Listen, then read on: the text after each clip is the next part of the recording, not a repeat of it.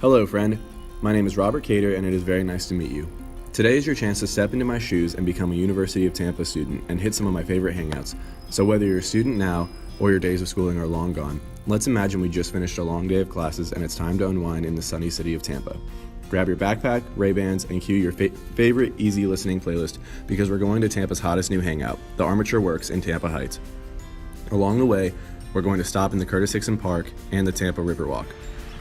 This tour begins on the steps of the Sykes College of Business, located at 401 West Kennedy Boulevard. The Sykes College of Business is a circular brick building in the middle of the University of Tampa's campus. Beautiful big green trees and several other campus buildings like Plant Hall, Sykes Chapel, and Vaughn surround the Sykes College of Business. Feel free to pause me at any time if I am going too quick and you need to get to the next location. To embark on your journey to the Armature Works building, face the Vaughn building. It's a big brick high-rise, and Sykes should be behind you. Head south through campus towards West Kennedy Boulevard. Walk to the left of the Vaughn building, and you should stay to the right of the parking lot. The road you should be on is called Poe Parkway, and is paved with red bricks and lined with tall palm trees, sort of like a mini Beverly Hills. Be sure to watch out for other students running to class, cars driving through, and cyclists. Most importantly, look around. After all, you do go to one of the most aesthetically pleasing schools in the area. Take notice of the minarets to your left. Those are from what used to be called the Tampa Bay Hotel, built in 1891, and housed very notable people in its prime. Some of these people include the Prince of Wales, Winston Churchill, and Babe Ruth, who also hit his longest home run in one of the hotel's fields. You're going to be walking for a little bit now, but before you turn up your music, here's a little history on West Kennedy Boulevard. Originally called Grand Central Avenue and known as the Gateway to Tampa, this road was renamed in honor of President John Kennedy because him and his motorcade drove on Grand Central in his second biggest public appearance just days before his assassination. Along the way, you will pass Plant Park on your left and you'll see the Hillsborough River. Take a minute at the center of the bridge and look north towards the minarets of Plant Hall. This is truly one of the most beautiful views in the city. This spot makes for a great Snapchat, so go ahead, take a picture, I'll wait. You should be at the intersection we were talking about. Don't forget to turn left.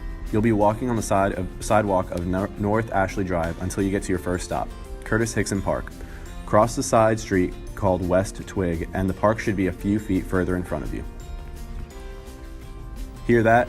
It's the sound of water fountains pulsing and people enjoying the sun and views. As you enter the park, you'll see a terraced landscape that overlooks the Hillsborough River and the University of Tampa.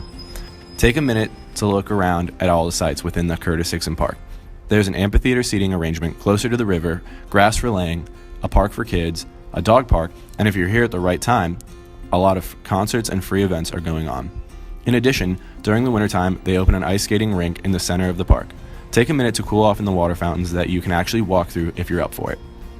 Side note, if you're looking for something else to do after this tour, the cool-looking metal building to your right is an incredible art museum and is free with a valid student ID.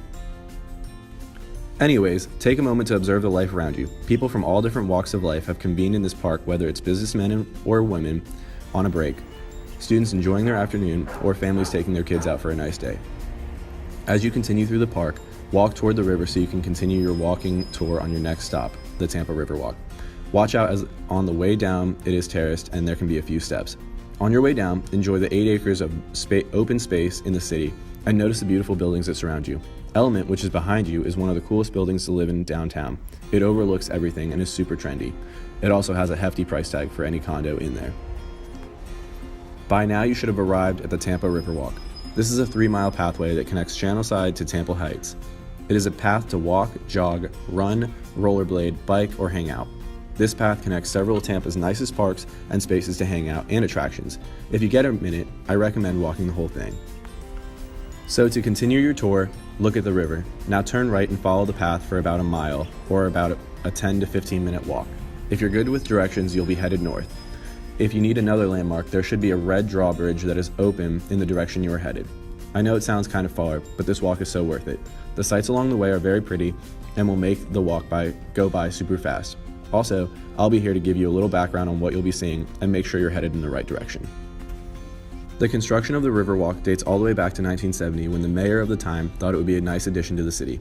At the time, there were warehouses that lined the river as it made it easier to ship things in and out of the port because of their access to the river. It obviously took many years to complete and several mayors to get the job fully completed. Its most recent expansion and the connection of several parts of the Riverwalk is thanks to current mayor Bob Buckhorn. He was able to get several sizable grants to finish the project. You should be passing the dog park to your right. It's free for anyone to use, so if you have a dog, you should definitely stop by. You're doing great. Keep on going and you'll see the Barrymore Hotel, a blue building, to your right, and you should pass the Straz Center to your right as well. The Barrymore Hotel is a landmark for many UT students as it is a housing option for students when on-campus housing is full. It used to be called the Howard Johnson, so when you hear students say the Hojo, that's what they're referring to. The Straz Performing Arts Center is where hundreds of musicians and actors have performed for over 16 million audience members from 1987 to present. The Straz has housed several notable musicals, plays, and singers. My personal favorites are The Lion King and School of Rock. Tickets can be a little pricey, but here's an insider tip. If you go before the show, you can enter a lottery system, and if you get called, you'll get best available seating for $40. That sure beats the $250 price tag on some shows. Keep on going because your destination is not that far. You should be passing under I-275, which is a highway that connects both St. Pete and Tampa to the main highway through Florida, I-75.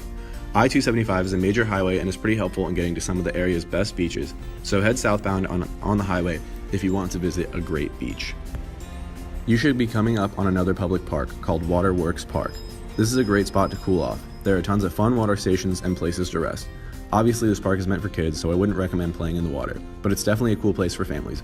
The park was designed to connect the Tampa Heights area to downtown Tampa. They may have missed the mark there, but it's still a novel idea.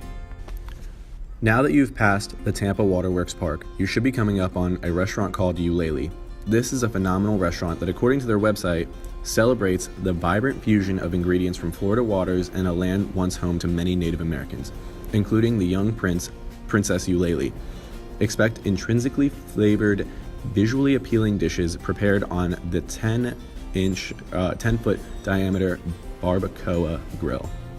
I will say the food is incredible, and the experience is something very special as well. I definitely recommend grabbing a bite to eat here when you get a chance. The view isn't bad either. You should see up ahead a big, brick, trendy-looking building. This is your final destination. It's called Armature Works. This building dates back to 1910 and was home to Tico's streetcars. They maintained and stored them in this building back then. After the streetcar became obsolete in Tampa, Armature Works phosphate machine manufacturer bought the building for its business. Now Armature Works has been repurposed into a mixed-use commercial building to the city of Tampa's benefit. This space has some really great food and drink vendors. I've already tried a good portion of them, and now it's your turn. Walk in through any entrance and get ready to be amazed. I will give a few recommendations. You have to try Empanadas. The Bang Bang tenders are incredible. You also have to try the poke bowls from Zuku. They're really incredible. Be sure to look at the architecture and hints of the building's past. There are tracks and manufacturing equipment hidden in plain sight. Please enjoy the views. Be sure to walk around to each station and enjoy the food and drinks. Also enjoy the architecture and all the people around that have come to enjoy the Armature Works building. Thank you so much for taking this tour with me. I hope you enjoyed it. Be sure to check out all the other places I told you about as well.